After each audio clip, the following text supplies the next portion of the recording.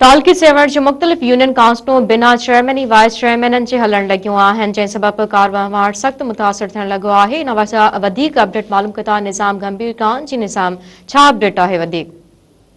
हाँ जी बिल्कुल, मां तव्हांखे ॿुधायां त तालुके सेवर जेके मुख़्तलिफ़ यूनियन काउंसिल में बलदियाती नुमाइंदनि जी खोट जे करे अक्सर यूनियन काउंसिल में अवाम बलदियाती नुमाइंदनि खां महरूम थी चुको आहे। जॾहिं त मां तव्हांखे ॿुधायां त यूसी आराज़ीअ में चेयरमैन सैयद हसनैन रज़ा शाह ऐं वाइस चेयरमैन ज़हूर इलाही बशाल सरकारी नौकरी मिलण सबबि चेयरमैन ऐं वाइस चेयरमैन शिप तां इस्तीफ़ा ॾेई छॾी।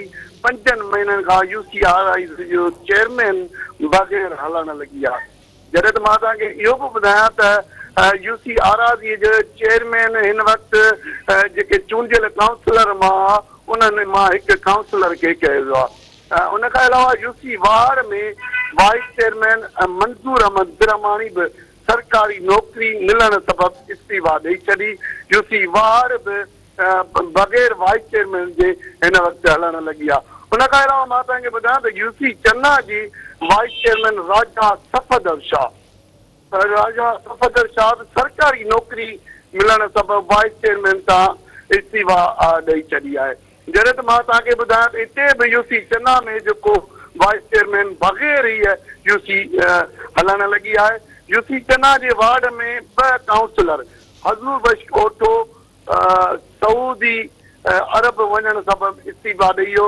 उनजे जाइ ते पिणु उहा यूनियन काउंसिल जो वार्ड ख़ाली आहिनि।